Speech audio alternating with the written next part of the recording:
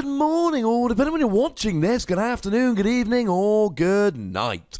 My name is Ross, and as always told, out of Voice Radio, and today I was getting ready to go to bed, ladies and gentlemen. It is 11:35 p.m. UK time, and I was going to play a little bit of Let's Go Eevee. I had a Let's Go Eevee walkthrough, or part 2 of it, all ready to upload. I was going to upload that, play a bit more, go to bed. But no, a new card has been revealed, and ladies and gentlemen, I have the opportunity to make this video and get it online super quickly. That is not the kind of thing I am going to turn down. It has been revealed on the official Japanese YouTube channel. It has been translated by the lovely David Hochmann, and it's a tool card that, according to David, is called either Muscular Pad or Brawny Pad. I'm going to be calling it Brawny Pad because that's a way better name. So what does it do? Well, it's a Pokemon tool card. You attach it to a Pokemon, and if that Pokemon has a retreat cost of 4 or more, then its maximum HP is 50 more. That's right, ladies and gentlemen. You get an extra 50 HP as long as you've got a retreat cost of 4 or above. And at this stage, many of you should be thinking about Fighting Fury Belt. Fighting Fury Belt was a very, very good card for a very, very long time. It gave you an extra 40 HP, and it meant you do an extra 10 damage. Well, this doesn't do the extra 10 damage, but it gives you an extra 50 HP rather than an extra 40 HP. It is, of course, also somewhat similar to the old Heavy Boots, in some ways even more similar to Heavy Boots. Heavy Boots, if your retreat cost was 3 or more, it gave you 20 more HP and couldn't be confused. Let's be clear about this, right? 50 is a lot better than 40. Like, significantly better than 40. So essentially, this just gives you a whole lot more beef.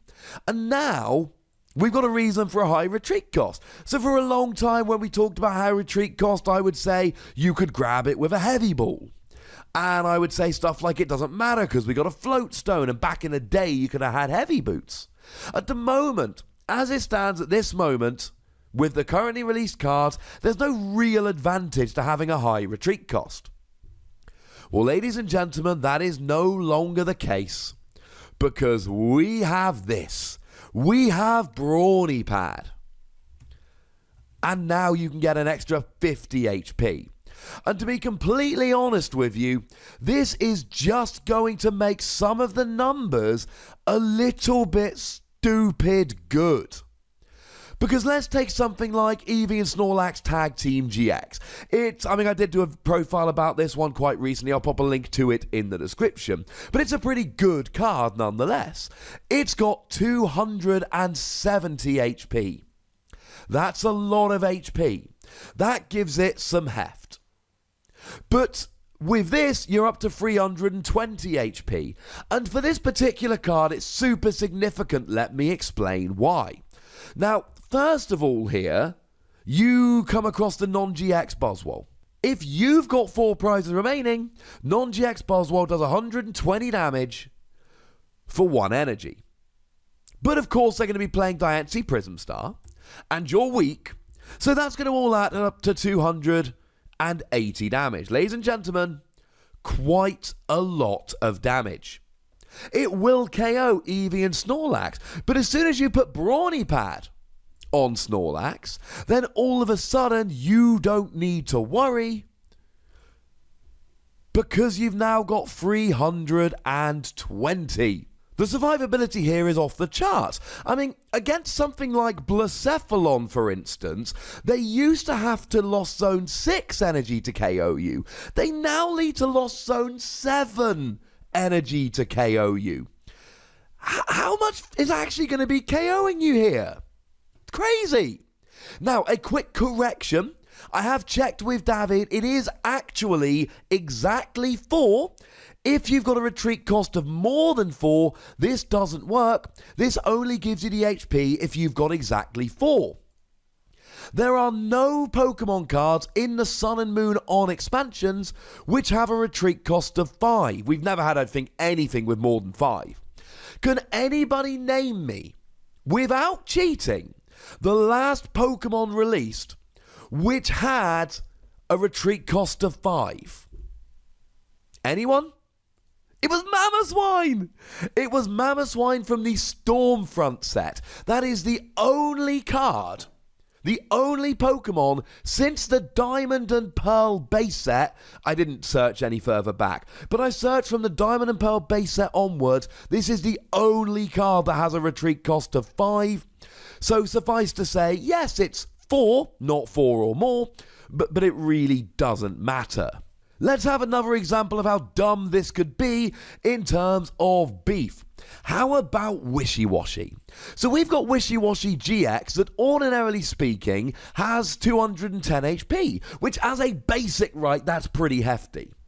But then the Wishy-Washy from Dragon Majesty has a lovely little ability, which says that your Wishy-Washy GX get an extra 20 HP and do an extra 20 damage.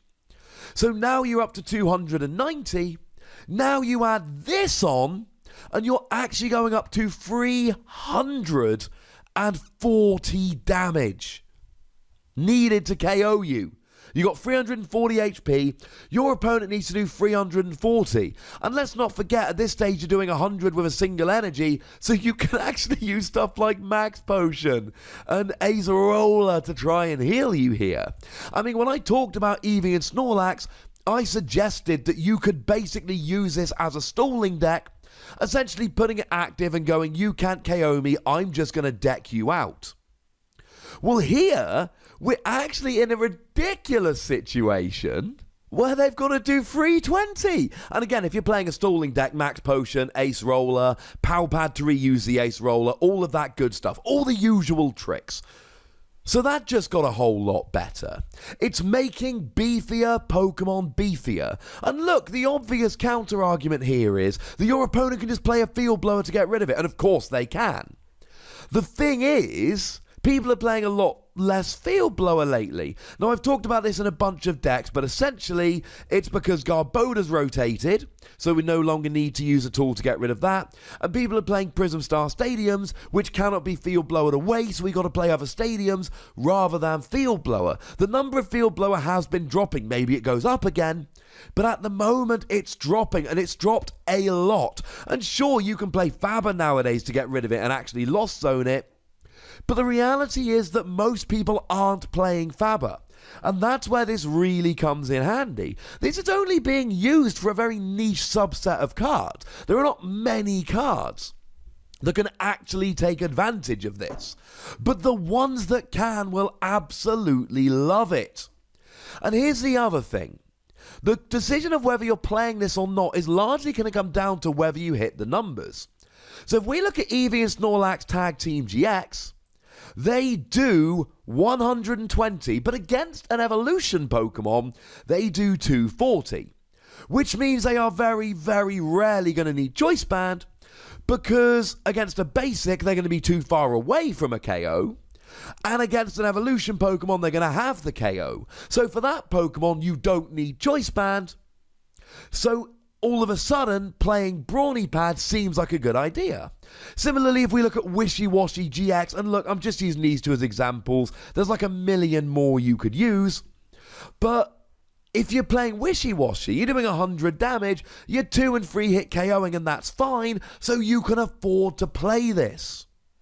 There aren't that many 4-retreat Pokemon in the format. But I think we're at the stage now where you have to really seriously consider it if you have got a 4-retreat Pokemon.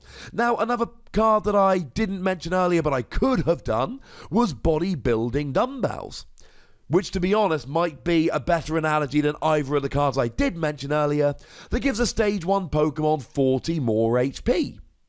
It's not seen a huge amount of play, to be honest, because, again, most of the Stage 1 Pokemon in the format have wanted to use Choice Band. Take Granbull as an example. It's a great card, but it hits 160. And you need Choice Band to hit 190 and get stuff like Buzzwole, for instance. Or to be able to pop a Shrine of Punishment down and hit 200, and then you're getting Lycanroc. So for that reason, we haven't been in a position where we need Bodybuilding Dumbbells. Although I do play one in my list, and I know a bunch of other people do as well. I don't expect this to be some phenomenal card that sees play in 47 different decks, but I do expect it to see a fair amount of play, and I do expect it to be relevant in some decks, and certainly if you're playing a stalling deck. Oh look, anyone want to guess what Wailord EX's HP is? Yeah. It's 4. I mean, it's going to be largely supplanted by Snorlax, but they've got different weaknesses, so Wailord will still live on in some capacity. All these stall decks now have an extra little trick. And the fact is, if you're playing a stall deck, you're playing stuff like Ace Roller and Max Potion, your opponent's going to run out of Field Blower, and then it's going to stick. I am a huge fan of this. Not for every deck, but for a bunch of decks, and for that reason, I'm giving it between 3 and 4 Wassies. We don't give half Wassies. That would be barbaric. I'm torn with this card because it's really not going to be good in many decks at all. But in those decks, it's going to be phenomenal. But there's a whole bunch of 4 retreat Pokemon that still won't play it. So I essentially come down on, you know what? Between 3 and 4. But if you want to argue with me, ladies and gentlemen, well, that's the main reason I've got a comment section, to be honest. So do go nuts over there. But please remember the rule. Be nice, would you? And then make sure you like this video, subscribe to this channel, follow me on Twitter at @TheWassie, and Twitch for some live action at twitch.tv/PTCGRadio. If you want to support the channel, get some bonus podcasts and all of that, head on over to patreon.com/PTCGRadio, where you can do exactly that. But by far the most important thing, as always, is to look after yourselves until next time. Thank you very much for watching. My name is Ross, and you've been watching PTCG Radio.